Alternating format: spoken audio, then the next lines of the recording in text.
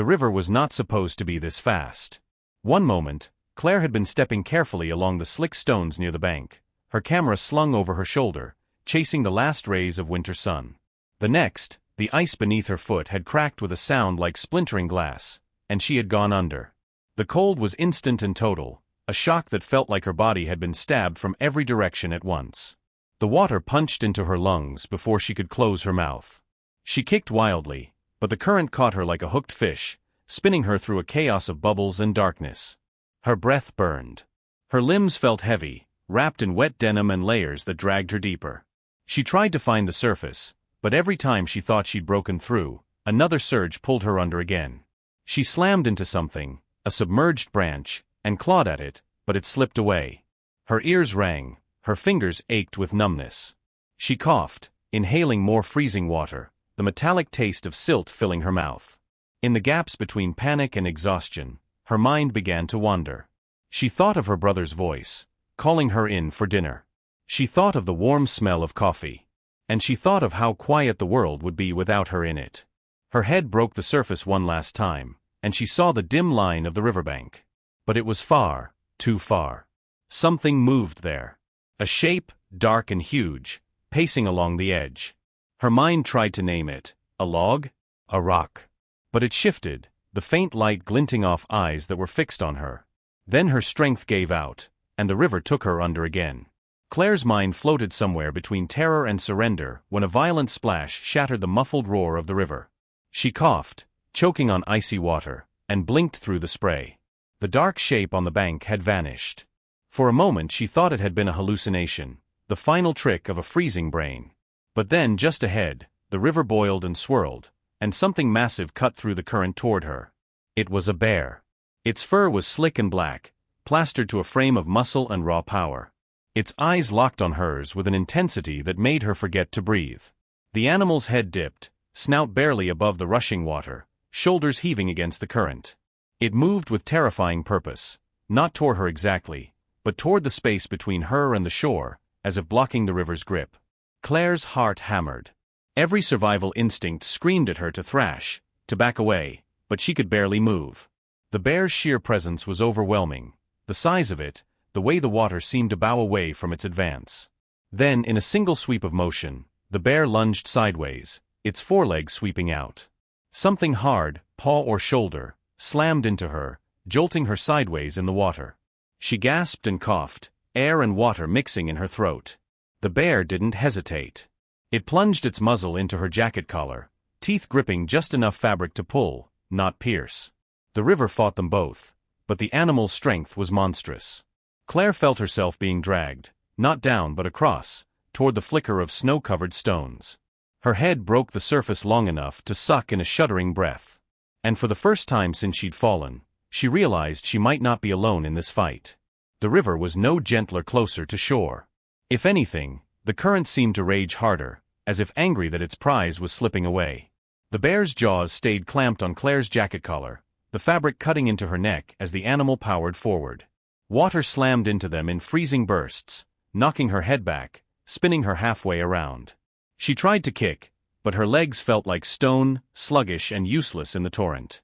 Her rescuer didn't seem to care about the rapids, or maybe it simply refused to let them win. Every time the current yanked Claire sideways, the bear lunged against it, claws scraping the unseen riverbed, muscles straining under its soaked fur. They smashed into a half-submerged log, the impact stealing the little air she had left. Claire's vision blinked white. She felt herself slipping from the bear's grip, the current tugging greedily at her body. But the bear surged, biting down on her sleeve this time, hauling her up over the log and letting the current slam against its own chest instead of hers. For one surreal moment, she was half out of the water, clinging to the rough bark, gulping air. She looked down at the bear, its ears flattened, eyes narrowed, breath coming in fierce huffs.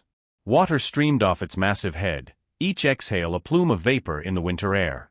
Then the bear pushed forward again, driving them through the last stretch of rapids. Claire's feet scraped something solid, stones uneven and slick, and she realized with a start they were almost there. One final heave, one final wrench against the pull of the water, and the bear shoved her toward the bank.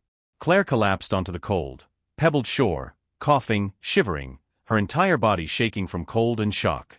When she lifted her head, the bear was still in the water, chest deep, watching her. Not moving. Just watching. Claire's palms burned against the icy pebbles as she tried to push herself upright. Every muscle screamed, but her body wouldn't obey. Her teeth rattled in her skull, her breaths coming in short, violent bursts. The air felt like needles in her lungs. The bear emerged from the river with the sound of water shearing off muscle. It shook once, a slow, powerful motion that sent a glittering spray into the gray air. Droplets clung to its thick winter coat before freezing into tiny beads of ice. Claire could only stare. It was enormous up close, more shadow than shape in the dim winter light, but the eyes were steady, unhurried. The same look it had given her in the rapids, focused, deliberate. She tried to speak, but her voice cracked into nothing. Instead, she dragged herself backward on her elbows, instincts urging her to put distance between them. The bear didn't advance. It simply stood at the water's edge, chest heaving, steam curling from its nostrils. A gust of wind swept over the shore, and Claire flinched. Her wet clothes clung to her skin, drawing the cold deep inside. She needed warmth. Shelter. But the forest beyond the shore loomed dark and silent, and her body refused to rise. The bear moved then, not toward her, but along the shoreline. Each step was measured, deliberate, paws crunching on the frozen ground. It stopped a few paces away, turned its head, and looked at her again. Not a threat. Not leaving, either. It was waiting. Claire didn't know why, or for what, but a strange sense began to settle in her chest. The river hadn't taken her. This creature, this impossible wild thing, had made sure of it. And for now, the frozen shore was theirs alone. The hours after the rescue blurred into a strange frozen dream. Claire sat hunched on the stony bank, arms wrapped tight around her knees, trying to trap whatever warmth her shivering body could produce. Each breath left her in a cloud of white, vanishing instantly into the cold. The bear had not gone. It lingered just beyond her reach, its massive frame half-turned toward the forest as if keeping watch. Every so often it would lift its head, sniff the air, and give a slow, almost imperceptible shift of weight, a silent reassurance that it was still there. Time crawled.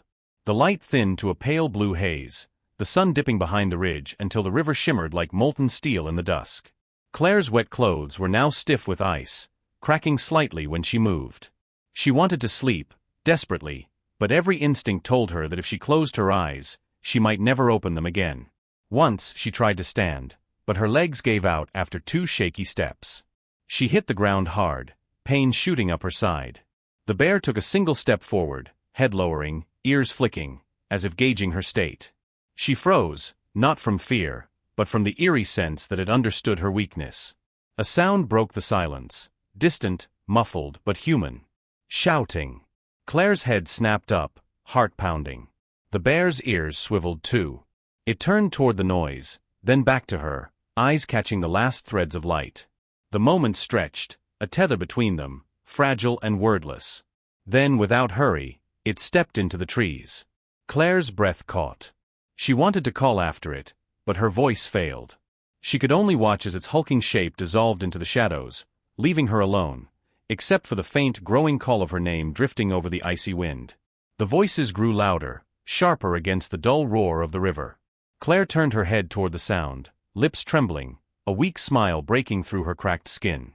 Out of the dusk, 2 figures emerged, park rangers in heavy winter coats, boots crunching over the icy stones. One dropped to his knees beside her, speaking in a rush she could barely process.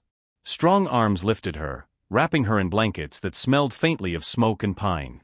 A thermos was pressed to her lips, the hot, bitter liquid burned her tongue, but she didn't care. Warmth was life.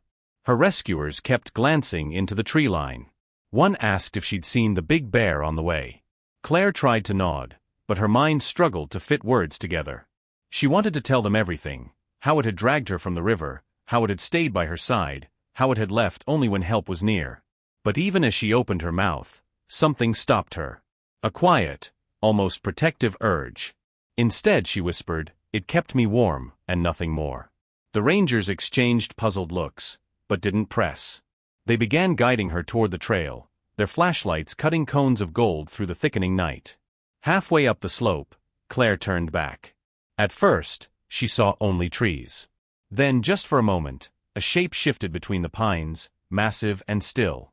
Two amber eyes reflected the beam of a ranger's light, not with fear, but with calm recognition. She blinked, and it was gone. The wind sighed through the forest as if carrying something unseen, something old. Claire tightened the blanket around her, the corner of her mouth lifting.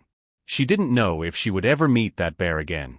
But as the darkness closed in behind them, she felt certain of one thing: the forest had not just spared her, it had chosen to return her. And somewhere beyond the reach of human light, a guardian moved unseen.